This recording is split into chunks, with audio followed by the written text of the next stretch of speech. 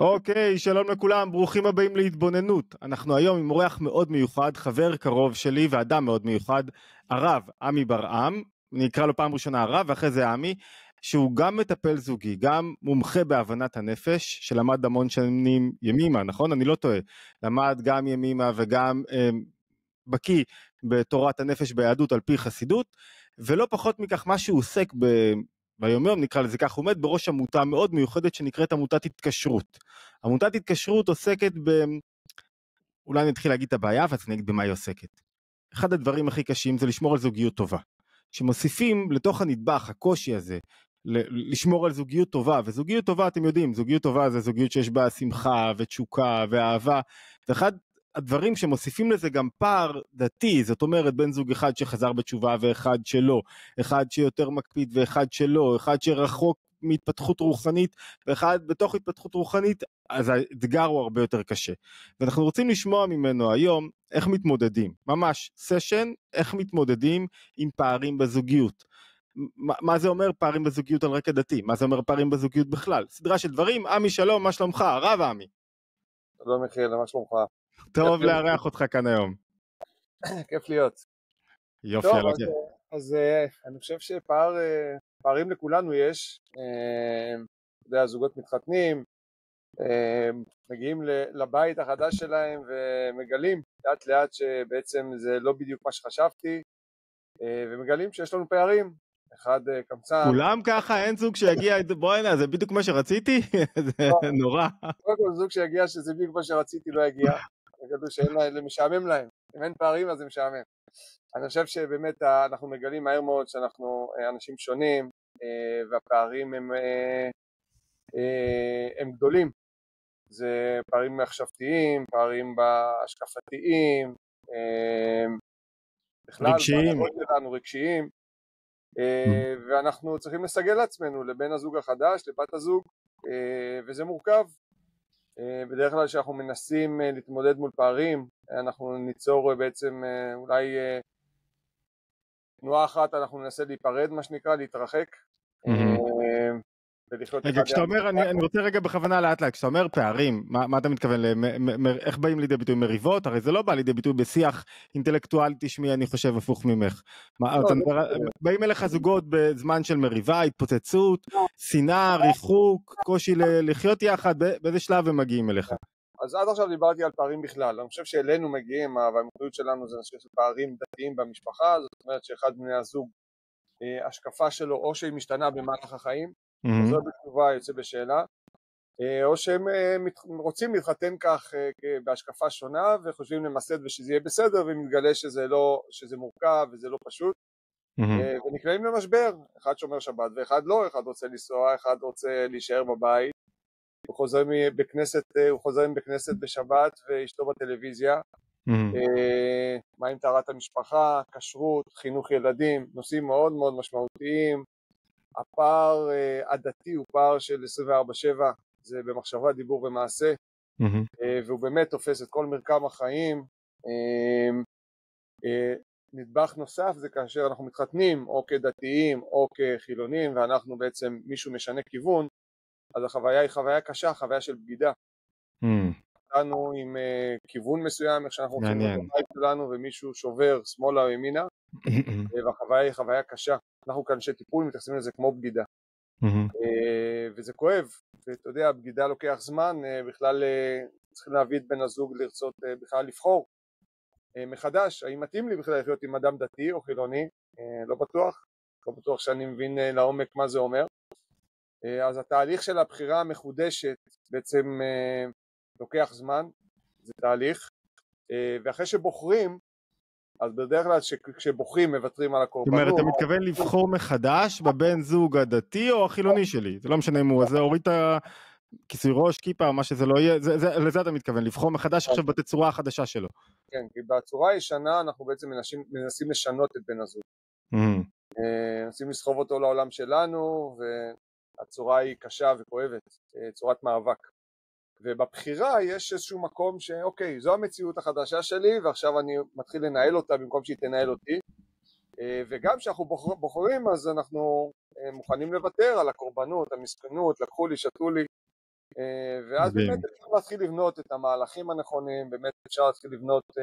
אז רגע, לפני שאתה רץ קדימה, אני רוצה לשאול שאלה אחת, שאלה מקדימה, כאילו, עשית טרנספורמציה בין מקום שבו האדם, מה זה קרה, למה זה קרה לי, וזה נכון, אתה יודע, נראה לי, אמרת, התחלת, גם לא רק בתחום הזוגי, איך אני משנה אותו, אני לא משנה אותו, בוא נראה איך מתמודדים עכשיו, איך אני בוחר מחדש בבן זוג הזה שלי, אני לא רוצה בן זוג אחר, איך אני בוחר בו.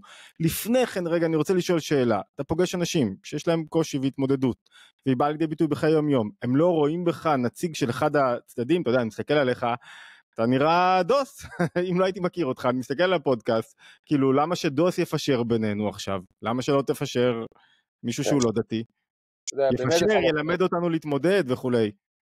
אז זה באמת קשה למצוא אדם שהוא ניטרלי, שהוא מאוזן, ובאמת החוויה היא שאם נלך לאדם דתי או זה יחזיר אותי בתשובה, יגיד לי, וזה מה שאומרים לי, כן, בואי תתכנסי, תעלי על דרך המלך והכל יהיה בסדר. אבל אני חושב שפוגשים אותנו, אז פוגשים מקצועיות, אני עברתי את זה באופן אישי, זאת אומרת, זה תהליך שאני ואשתי עברנו, ואני חושב שהניסיון והידע שלנו מאפשר לנו באמת לרכוש את האמון, ואני חושב שתוך 10 דקות זה עובר החזות הדתית, ואנשים מבינים שאנחנו רוצים באדם, מה שנקרא, עוד לטובתם, ואין לנו שום פה אינטרסים למשוך ימינה או שמאלה, אלא באמת מה שחשוב לנו, ואנחנו רואים לנגד עינינו, זה את הבית שלהם, את בריאות הנפש של הילדים שלהם, ואני חושב שבאמת החזות החיצונית מתגברים עליה מהר מאוד. זאת אומרת, זה לא רק כלפיו, כלפי עצמך, אתה אומר לעצמך, אין לי שום מטרה לקרב את הצד בן זוג הלא דתי, או כאילו, זה באמת מה שאתה אומר לעצמך? אני שואל בלהבין את המיינדסט שלך. תראה, אדם שנמצא במקום טוב לו, תמיד רוצה להעביר את זה הלאה. את הטוב שלו, זאת אומרת, זו תכונה שאי אפשר לקחת אותה מאף אחד. מצד שני, אני לא יכול לשווק או למכור את האג'נדה שלי, בטח לא כאיש טיפול. אני חייב לראות את בני הזוג שעומדים מולי. ואני אגיד עוד יותר, אני לא חושב שיש סיכוי לקרב מישהו ליהדות, כשהבית שלו בחוויה, היהדות כרגע הורסת את העולם שלו. זה חזק, זה חזק. זאת אומרת שאם אני בעלי חזר בתשובה, והיהדות כרגע זה משהו שהוא מאיים עליי, אז אין סיכוי שאני אקרב לשם, אין סיכוי שאני ארצה בכלל, הפוך, אני רואה את זה במהלך השנים, נשים מסורתיות שאין להם בעיה להדלקת נרות, לצום בכיפור, כשהבעל חוזר בתשובה הן מסוגות, הן לא מפסיקות את התהליך הזה. נקודה חזקה. כן, זאת אומרת שאני בעצם עושה הפרדה בין הדת לזוגיות. ואני אומר להם, חבר'ה, הבעיה שלכם בכלל זוגית, היא לא דתית. הדת היא לא בעיה, בואו נשים את זה רגע בצד, ובואו נראה בתוך המערכת הזוגית שלכם, איך אנחנו מחזירים את הביטחון, את האמון. צריך לזכור שבעל שחזר בתשובה, אדם שעשה שינוי, אין ביטחון במערכת הזוגית, אין אמון. ואם לא נשקם את זה, אם לא נחזיר את זה למקום בריא, לא נוכל בכלל לדבר על דת. ולאחר שאנחנו משקמים באמת את הביטחון ואת האמון, ואנחנו רואים את הצד הדתי עושה מחוות, כן? כלפי הזוג, בעצם כלפי הזוג הלא דתי, אז מתחיל באמת להיבנות משהו שלתוך זה אפשר ליצוק את היהדות. עכשיו חייבים ליצוק את זה, כי זה חלק מהבית. כן, זה תבלין משמעותי, אפשר, זה לא, כן, אני צמחוני או תבלין מאוד מאוד חזק. אבל קודם כל השלב הראשון זה בכלל באמת, כמו שאמרנו, בחירה, והדבר השני זה לחזק את המערכת הזוגית ולהפריד את הדת כרגע. אז זה גם... בוא נתחיל בכמה שלבים, עם עצות פרקטיות, מה עושים, כדי שמי שיש לו פער בזוגיות, יבין את התהליך בכלל, אתה יודע מה, ונראה אחרי זה אם אפשר להקיש מזה קצת לזוגות שיש להם פערים, זה מילה יפה, בסוף זה בא לידי ביטוי, אמרנו בהתנגשויות, במריבות, בקשיים יומיומיים, האם אפשר להקיש ממערכת הטיפול שלכם לכל התמודדות זוגית? קדימה. אז אני חושב שקודם כל שזוגות שמתגברים על קושי כזה גדול, הם באמת זוגות טובים, והזוגיות שלו, כמו שאמרנו, היא חזקה מאוד, אז ודאי שכל זוג יכול להתערם מזה, ואני חושב שהמודל הזה הוא מנצח, ובאמת עושה את העבודה. אז הדבר הראשון שאנחנו צריכים לזכור, שאנחנו בני זוג. אתה לא הרב שלה, והיא לא כן, אנחנו בני זוג, זה הדבר הראשון. בני זוג, אחד הדברים שכמו שאמרנו, הדבר הראשון זה להחזיר את האמון והביטחון לקשר הזוגי. איך מחזירים אמון וביטחון לקשר הזוגי? זה על ידי מחוות, פעולות. צריך לזכור שאדם שחזר בתשובה, יש לו כרגע את הרב ואת הקדוש ברוך הוא. ובן הזוג הוא לא בקואליציה שלו. הוא נמצא לבד, יש לך קושי בזוגיות, את מי אתה הולך לשאול? את הרב שלך. בן הזוג, מה הוא מרגיש שם? שהוא נפגד, הוא לא שואלים אותו, לא מתייחסים אליו. פתאום נכנס גורם שלישי לתוך המערכת. כן, מחליט לי, איזה רב מחליט לי בבית, מה פתאום? אוקיי, אז אני חושב שצריך לחזק את הקואליציה הזוגית קודם. זאת אומרת, לדעת שקודם כל אני בוחר בך, אני איתך לפני הכל. אוקיי? זה דבר אחד. הדבר השני... רגע, זו נקודה מאוד חזקה. אני עוד טיפה לתפוס את הנקודה הזאת, רגע. ועזב איש את אביו ואת אמו. תן לנו קצת איך אני מחזק את האמון, טיפה יותר, תוריד לי זה, איך, מה, אתה אומר מחוות, אל תשאיר את זה רגע כללי מדי. זוג, מה זה? מעולה. איך בונים אמון? זוג שליווינו מהלך שנים, הגיעו לנו במשבר, עברו תהליך, באחת השבתות, הוא חזר בתשובה, היא לא, באחת השבתות, הוא חזר בתשובה והיא לא הסכימה לשלוח את הילדים לחינוך דתי בשום צורה. באחת השבתות הם ישבו לסעודת שבת בצהריים, הוא נשאר על שולחן השבת, היא הלכה לנוח, הילדה שלו בת 9, באה לאבא ואמרה לו, אבא, החלטתי שאני רוצה לשמור שבת.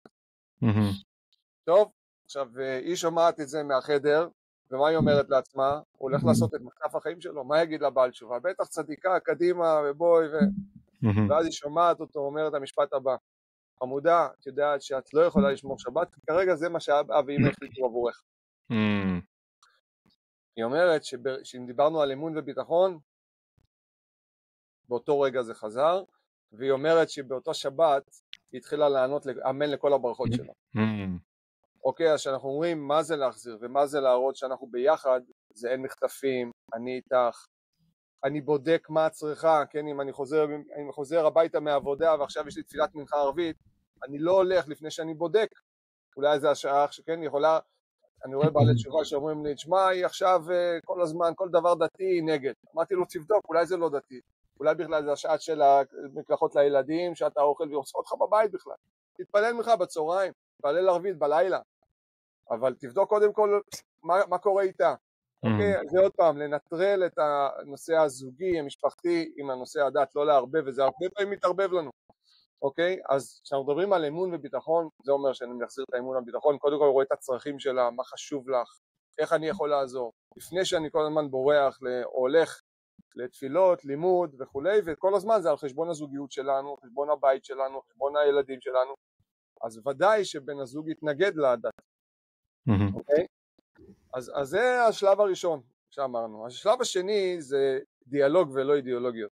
יש לנו נטייה הרבה פעמים, שאני חזרתי בתשובה, אתה פותח שולחן שבת, ועכשיו אתה רואה, אתה נציג של אגודת ישראל וש"ס ושל כל הדתיים, וצריך לספר להם איך הדתיים זה עם הנצח, להיפרד מהתפקידים האלו, מהדמוגוגיות, לדבר עם אנשים בגובה העיניים, בטח עם אשתך, עם הילדים, עם החברים. אני אגיד לך רגע משהו שאני, מהרבה אנשים שאני פוגש, בעלי תשובה או לא, הם עדיין לא יודעים לנסח את הדברים הרבה פעמים בלשונם שלהם, זאת אומרת הם מדקלמים דברים ששמעו, תפסו אותם, נגעו בהם חזק, לא בביקורת, אלא נגעו בהם חזק, אבל הוא עדיין לא יודע להוריד את זה לשפה שלו, אז מה עושים במקרים כאלה, זאת אומרת... אני חושב שמעבר למילים, הבעיה היא במקום הזה, אתה יודע שאנחנו מגלים עולם חדש, יש לנו רתיעה מאוד חזקה מהעולם הקודם, ואנחנו בהתגוננות ובאיום ובפחד מהעולם הקודם. ומכאן אני חושב שיוצא, גם המילים יוצאות בצורה לא טובה. זה נקודה חזקה בכל... מנוחה שיש לנו את המקום שלנו, ואנחנו בטוחים במקום שלנו, ואנחנו עכשיו צריכים להצדיק את הדתיים, והנציגים של החרדים. ואני חושב שקודם כל זה נובע משם. אז אני חושב שבכלל חזרה בתשובה או יציאה דורש תהליך... להתמודד עם העולם הקודם. כן, תהליך נפשי עמוק, אני אומר, בעל תשובה טוב זה בעל תשובה שיכול לחזור לפאב עם החברים שלו מפעם. כן, זה אדם שבאמת עבר תהליך והשלים הוא כבר לא מאוים מהעולם החילוני הקודם שלו, הדתי, כן, או יוצא בשאלה, יכול לחזור לבית כנסת בלי להיות מאוים. אוקיי, אז גם במקום הזה המילים, הוא לא מבועל מאנשים שכן, עושים הפוך, ואתה יודע, אז... חזק. כן, אז עוד פעם, אבל פה זה תהליך שלוקח, בדרך כלל, דרך אגב, לוקח 7 שנים, לעבור את התהליך הזה אצל אדם שעובד על עצמו. אבל הקשר הזוגי לא יחכה 7 שנים, לפעמים כן, הרבה פעמים הוא לא, הרבה פעמים צריכים, אתה יודע, מה שאמרת מקודם, אתה רוצה משהו, אוקיי, תשלם מחירים זה ברור, פה התהליך של האדם צריך להתבגר מיד, להבין את המחיר, אם הוא לא מתבגר מיד, הוא כאילו ממש לתפוס את הנקודה. נכון, אבל אין התבגרות מיידית, זה תהליכי נפש לוקחים, אתה יודע, חיים שלמים יכול לקחת, ובזמן הזה אני חושב שהם צריכים להיות מוחזקים, בני הזוג צריכים להיות בטיפול, בייעוץ, במקום שמחזיק אותם, עם רב או משפיע או איש מקצוע שמבין את התהליך הזה ויכול לתמוך גם בבעל תשובה, שהרבה פעמים עושה הרבה שגיאות, גם מה יוצא בשאלה, עושים הרבה טעויות סביב ההחלטות שלהם, ומתוך באמת המקום הזה, המקום הנפשי, הלחוץ, הדרוך, שלא קשוב, ולכן צריך הדרכה, וצריך לזכור שטעויות יהיו, שגיאות יהיו, השאלה אם אני לוקח אחריות עליהם. אז כמו שאמרנו, השלב השני באמת זה דיאלוג ולא אידיאולוגיה, היכולת שלי להישאר קשוב, באמת לראות את בן הזוג. הדבר הנוסף זה צרכים. אמרת, רגע, לפני כן אמרת אחריות, מה זה אומר אחריות? לבקש סליחה, לשנות, להתגבר? אחריות זה גם אם עשיתי טעויות, לקחת אחריות עליהם. לבקש סליחה. נכון. לא, כי כשאני בדרך כלל לוקח אחריות אני אומר אני אשם, אבל אני לא משתנה, כאילו זהו, ככה. אז אולי להוסיף כמה מילים אחרי אני אשם, במה אתה אשם? זאת אומרת, מה החלק שלי? על מה אני לוקח אחריות? אני חושב שלמילים האלו, לשני המשפטים הנוספים, יש להם השלכה מאוד, אני חושב שזה מאוד מאוד חשוב. זה לא סתם מילים, אלא באמת אני יודע על מה לקחתי אחריות. ודרך אגב, אני חושב שזה מקום שבאמת אפשר לעבוד בו. זאת אומרת שגם אם אני רואה שבן הזוג שלי עושה טעויות, והוא מבין אותם בסופו של דבר, יש לי תחושת ביטחון ואמון שיש פה התקדמות והתפתחות משותפת, ולא סתם... זה נקודה סופר חזקה, אני אגיד לך למה, כי פתחנו בהתחלה שאין זוגיות שאין בעבודה. כשמישהו מוכן לקחת אחריות ולדבר על זה, והוא לא נעלם, והוא מוכן לדוש בזה, והוא נשאר בתוך הזירה, זה המתכון להצלחה, כי בסופו של דבר יצא מפה משהו, שלא, עם כל המרחק. נכון, ומה שקורה בהתחלה כשמישהו משנה, או שיש לנו קושי, שאנחנו כל אחד, כן, גב אל גב. אנחנו צורבים גב, וכל אחד מסתכל לכיוון אחר. ודווקא השמירה על הפנים בפנים, המקום הזה שאנחנו שומרים על היחד שלנו, הוא מאוד מאוד חשוב. נפלא. טוב, רגע, נסכם עד עכשיו, רגע. אמרנו שחלק מהדרך הוא עובר ככה, אומר, אחד להחזיר את האמון בזוגיות, האמון והביטחון. זה הרי לא שלבים של כל שלב בנפרד, אלא השלבים הולכים ביחד. עובדים על כמה רבדים במקביל, אני מניח, נכון? אמרנו להחזיר אמון. כשמישהו מקשיב, תשאל את עצמך עם אשתך, או להפך, בן הזוג שלך איבד את האמון פה בזוגיות. אם הוא איבד את האמון, מה אתה יכול לעשות כדי להחזיר את האמון ואת הביטחון? ביטחון, אם אני מנסח במילה, מוסיף איזה מילה, זה מצב שבו אני מרגיש שהזוגיות לא נגדי, שכאילו נוח לי להתנהל פה, שהדברים לא, הוא לא עושה לי דווקא, הוא לא נגדי, כאילו תחזיר ביטחון, אם יש לך איזה עניין, נדבר עליו, אוקיי. נקודה אחת אמרנו אמון וביטחון, נקודה שנייה אמרנו, אין מחטפים. דיאלוג ולא אידיאולוגיה, זאת אומרת, עכשיו אתה מדבר איתי, אתה לא בסיסמאות ובמה שלמדת ושמעת בבית כנסת או אצל הרב או באיזה שיעור. זה להפריד בין האיומים האישיים שלך, כבעל תשובה או כמשנה, לבין הקשר הזוגי שלנו. זאת אומרת, אתה פועל כרגע מהאיומים שלך, מהפחד שלך, מהחילונים, מהדתיים, מהחרדים, ומשם אתה מגיב. ואז זה לא מאפשר דיאלוג, זה כל הזמן, זה מתערבב לנו כל הזמן. נהדר, אוקיי. נקודה שלישית. צרכים. כלומר, מה זה צרכים? צריך לזכור שזוגיות יושבת על צרכים. כלומר, אני אתן דוגמה. אוקיי, אדם שהוא חזר בתשובה והיא לא, הצרכים שלנו כאדם דתי ואדם לא דתי הם אותם צרכים ביום השבת. לכולנו יש צורך במשפחה, בהתנתקות מימי השגרה, ימי החול, לאכול טוב, לנוח, להיות עם המשפחה, עם הילדים. זה צורך שגם האדם הדתי וגם האדם הלא דתי. זאת אומרת שצרכים חייבים להתקיים. המשחק הזוגי הוא כמו משחק שחמט, שאם מישהו יפסיד, כולם יפסידו. אתה מכיר את זה שמישהו אחד עצוב בבית, אז כולם, זה הורס לכולם, מבאס את כולם. והמטרה שלנו כזוג זה לא שיהיה מנצחים, אלא שאתם תנצחו. כן? שלא אני ניצחתי והיא הפסידה, אז כולם יפסידו. אני מבין, אבל אני לא בטוח שאני...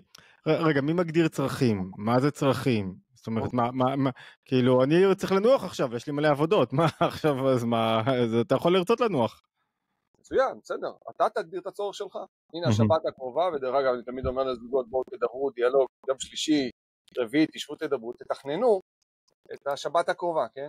אז מה הצרכים? מה הצרכים שלך השבת?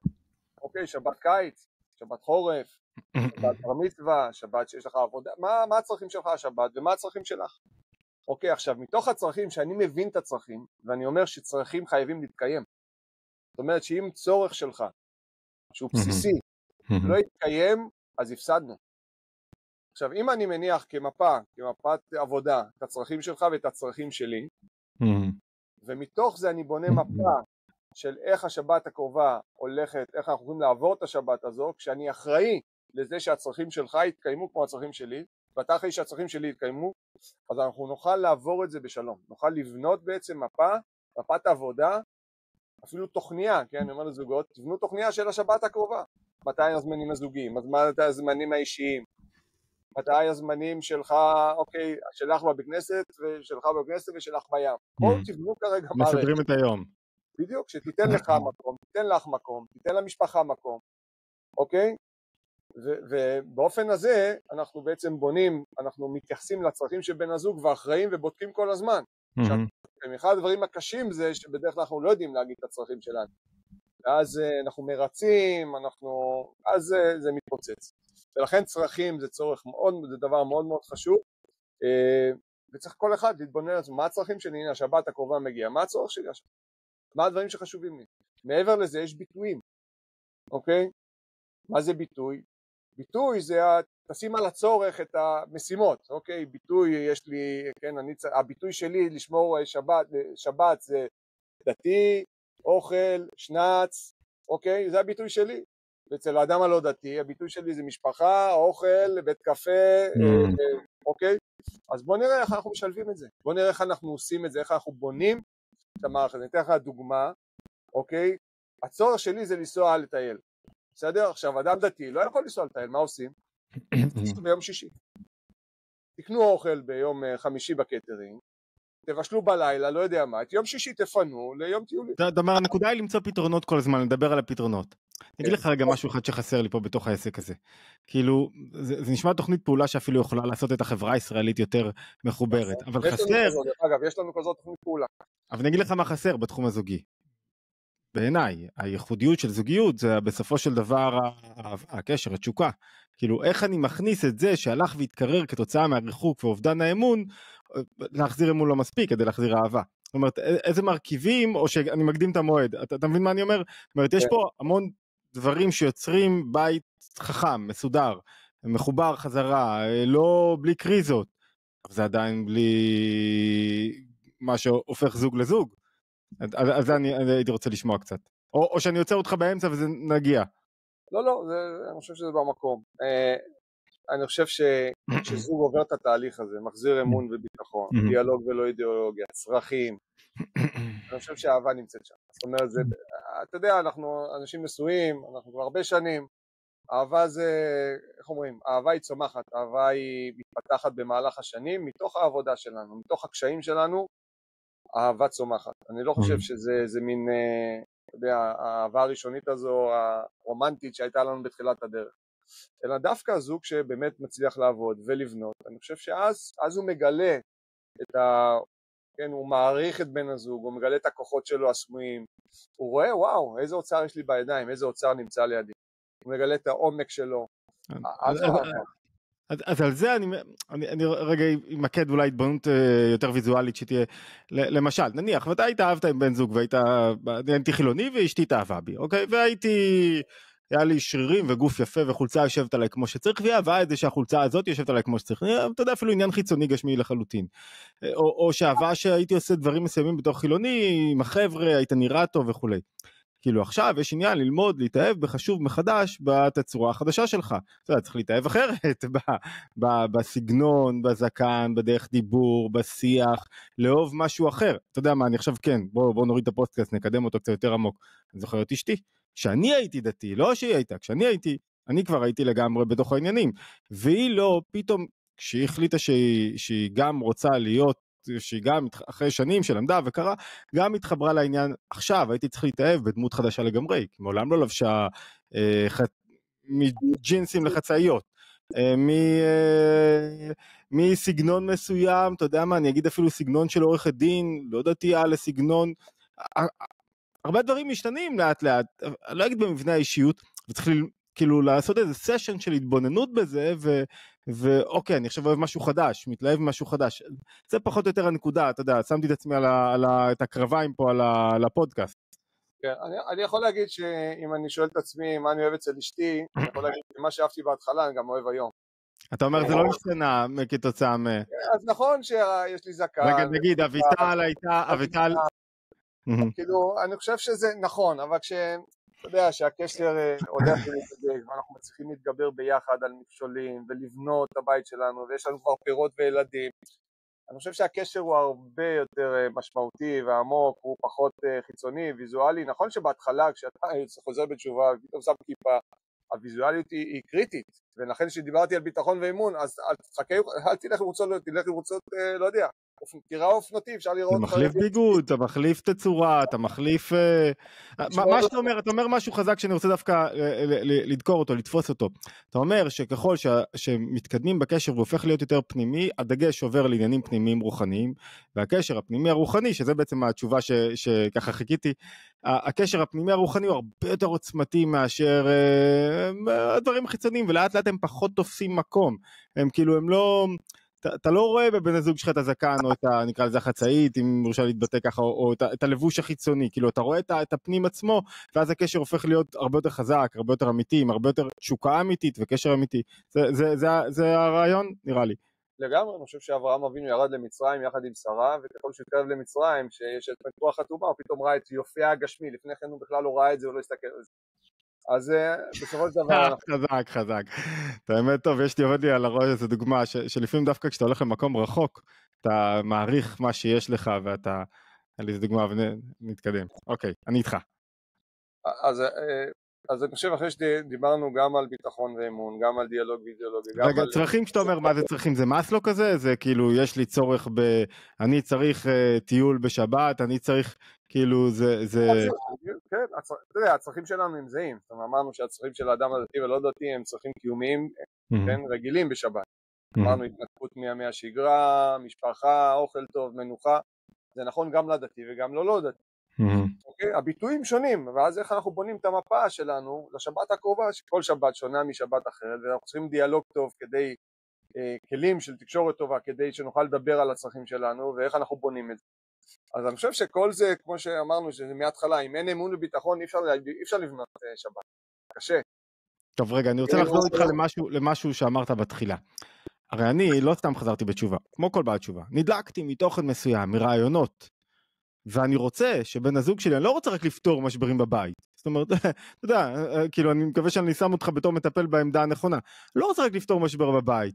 אני רוצה להדליק אותך, תראה, יש פה תוכן רוחני שיכול לשנות את החיים. לא, אל תשתנה, אל תשמור שבת, אל תעשני בשבת, אבל בוא תלמד איתי משהו.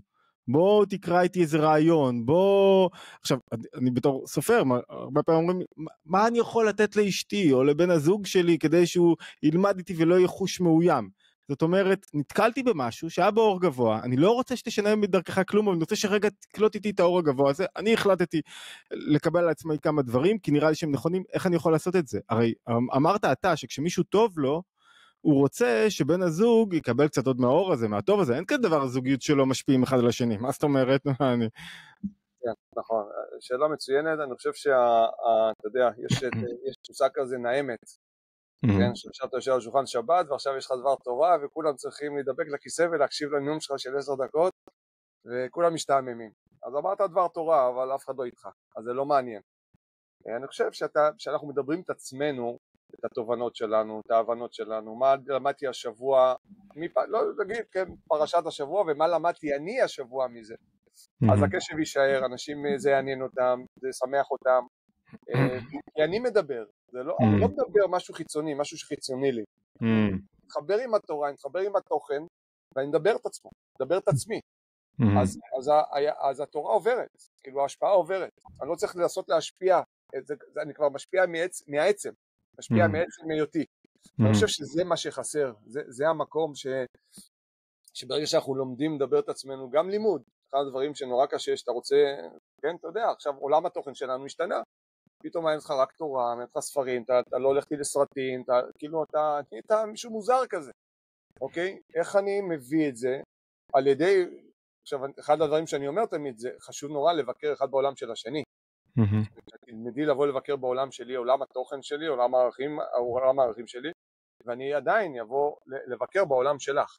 מה זה אומר לבקר בעולם החילוני? לא יודע, תראי את הסרט, תלך לא יודע, מה חשוב לה, אני לא יודע, אבל נורא חשוב לשמור על זה, מאוד מאוד חשוב. זאת אומרת, זה שחזרת בתשובה, זה לא אומר שאתה יכול להתנתק עכשיו, מה שנקרא, יושב בבית המדרש ולומד.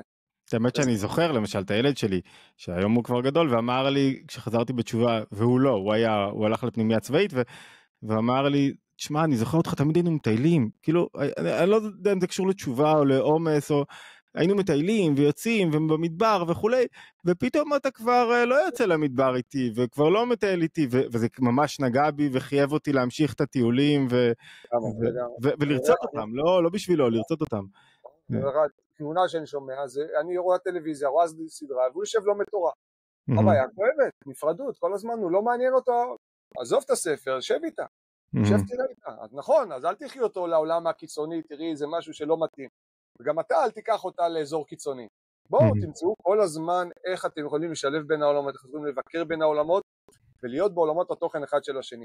אז דוגמה לזה שהיכולת שלנו לקחת תוכן, לקחת טקסט, 2 שורות מהפרשה, וללמוד ביחד, ואז, ובדרך כלל עם אישה זה מאוד קל, כי אישה העולמה הפנימי מצוי, ורק קל לה לדבר על העולמות, וכאילו על החיים. אז תזרום עם זה, תתחילו לדבר, איך מתוך זה אני לומד על החיים שלי, ומה אני מבין. תראה שהיא מה זה נהנית ללמוד תורה, אבל הזמן, כאילו... איך אפשר לא? נכון, סוף סוף זמן איכות דיבור עם בעלה. עכשיו, מה היא רואה? היא רואה שדרך התורה היא מקבלת זמן איכות דיבור, הוא רואה שדרך השיחה איתה, אז היא גם לומד תורה, אחלה, תתוועדו, תשבו 2 שעתיים, תתוועדו. לקחת איזה 2 שורות מהיהדות, מהטקסט, תביא הבאת הטקסט, ודיברת את עצמך, והיא מתחברת לזה, ובסוף אתה יכול להגיד לה, וואו, תראי איך זה מתחבר לפרשה, אחלה שיעור תורה, שיעור תורה יותר טוב מזה, שגם למדנו, וגם התוועדנו. אתה כן אומר פה, תראה, בסופו של דבר שנינו מזוקנים, אתה כן אומר פה שתוציא את ההיבט המאיים של יהדות, ויש היבטים מאיימים, אני לא אומר שלא, לפעמים אתה יודע, אני בעצמי רואה היבטים, אנחנו שייכים לאותו קדוש ברוך הוא, אותה יהדות, אותו משה רבנו, כשאתה מוציא את ההיבטים המאיימים, אתה מגלה שיש פה קר נרחב לצמיחה, לפריחה, ליצירת זוגיות, בלי לחייב אף אחד בשום דבר, בלי לכפות שום דבר אף אחד, שזה מדהים. תראה, נראה לי שאני חושב שהזוגות שמגיעים אליכם לכתחילה, יש להם איזשהו, אחד, וזו שאלה אולי מסכמת, יש להם איזה רצון לשמור על הזוגיות, ואיזה אהבה נשארה שם למרות השינוי, ואתה יודע, הרבה פעמים הבעיה היא, איך אומר הרבי, בילד החמישי, במי שכבר אומר, ואמרת קודם שהרבה פעמים מלבישים בעיות על המערכת הזוגית דתית אמונית, אבל זה לא שם, זה בכלל קשור למבנה אישיות, זה קשור לרגשות, זה קשור לפערים, קשור להרבה דברים, לזה שאתה לא מוכן להתפשר, לזה שאתה מלא בעצמך, לא יודע, איך אפשר לעצור רגע לפני הקרע הגדול, הילד החמישי, זה שלא מגיע לסדר, זה שלא מגיע לעבודה, לטיפול, אני חושב שכל זוג, אתה יודע מה, טוב, אני אומר את זה, כל זוג צריך לחזור בתשובה אחד, כדי לחזק את הזוגיות ולבוא אליכם להתקשרות, אבל באופן, טוב, אל תחזרו בתשובה, אבל כל זוג צריך לעבוד על עצמו, כאילו למצוא את הפלטפורמות, לבד, ביחד, במסגרת טיפולית, מסגרת שמעבירים אותם, מה עושים כדי לפתח מודעות ולמנוע את הקרע? אם יש לך איזה זעקה לעולם כזאת. אני חושב שענית, לפתח מודעות. השאלה שלך תשובה כבר, לפתח מודעות. תראה, זוגות מה זה מודעות זוגית? זה יכולת לקחת אחריות, הבנה שהבעיה שלי היא לא בן הזוג, הבעיה שלי זה אני. חזק. בן הזוג שלי זה מראה לבעיות שלי. כשיש זוג שהוא מודע, אז אתה רואה שגם כשהוא מגיע, ואחד חרדי ואחד לא דתי ממש, כאילו בקצוות, הם מצליחים לשאת את הפער. ויש זוג שאתה אפילו לא יודע מי דתי ומי לא, ואין מודעות, ומה שנקרא קשי יום כאלה, כן? החיים קשים. אז אתה יודע, זה אפשר לעבוד. זה קשה, זה צריך לעבור תהליך, אין מה לעשות. אין דרך לנצח את זה, אם לא מפשילים שרוולים ולעבוד, ודווקא אתה יודע, לפעמים משבר.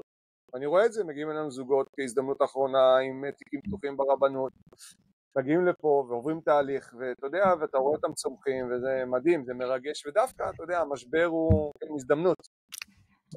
מקום לידה. ממש כמו לידה, ואתה רואה פה ממש זוגות שבוחרים מחדש ונולדים מחדש וזוגיות, מצליחים זוגיות ומצליחים משפחה מקסימה, מרגשת, משמחת, מתוך משבר, מתוך חורבן אמיתי, פתאום מצמיחים משהו מדהים, בית שמחזיק את הפערים, שנושא הפכים, אני חושב שזה השראה לכל זוג, לכל זוגיות, אתה יודע, זה איך אנחנו הופכים את החיסרון ליתרון, וזה בדיוק מה שאנחנו עושים, וזה בדיוק מה שזוגות עושים, וזה מדהים, מרגש, משמח, וזה מה שעם ישראל צריך. לגמרי. שאלה טכנית, הרי אתם לא עובדים יחידנית עם זוגות, אתם עובדים בקבוצות, נכון? זה תהליך שעוברים כמה זוגות, אני יודע, נכון? יש מספר מסוים של זוגות שאתם מעבירים, יש כאילו זה קבוצה שעוברת. איך זה... אנחנו עובדים גם פרטנים, זוגות שלא מעוניינים בקבוצתי, לא רוצים להתנצף, במגזר החרדי שמפחדים מחשיפה. יש זוגות שמתאים להם פרטני, ויש זוגות שהן גם מקבוצה, אנחנו ניקח אותם פרטני, שנראה שבאמת זה הדבר הנכון. לקבוצה יש כוח, קבוצה היא כוח. משפיעה.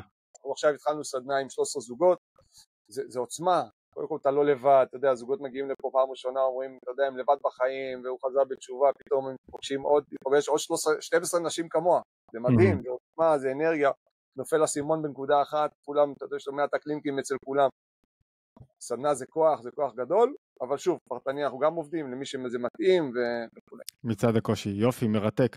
טוב, אתה יודע, אחד העניינים הכי חשובים, כשאדם, אני חושב, פותר, ואנחנו אומרים את זה כל הזמן, פותר בעיות בזוגיות שלו, עובד על הזוגיות שלו, מצליח למצוא מחדש את אהבת הנעורים בעוצמה הרבה יותר גדולה, כי זה אהבה אמיתית, מתוקנת, נכונה, אז גם בעיות אחרות בכם נפתרות. פתאום, אני רואה את זה המון, בעיות פרנסה, פתאום אתה רואה שאתה יותר ממוקד, הפרנסה מגיעה, עזוב את הברכה של הקדוש ברוך הוא, שהשפע הוא בשביל האישה, אבל בפועל אתה רואה שאתה מפיק יותר מהזמן שלך, יותר ממוקד, פחות בסערות, פחות בתוהו, חינוך הילדים, רוב הבעיות שאני מכיר של חינוך הילדים, זה בכלל לא בעיות של חינוך ילדים, זה בעיות זוגיות. אתה פותר בעיות של זוגיות, אתה פותר את הבעיות במקום לצרוח מעל הראש של הילד, הבית נרגע, הילד מתיישר.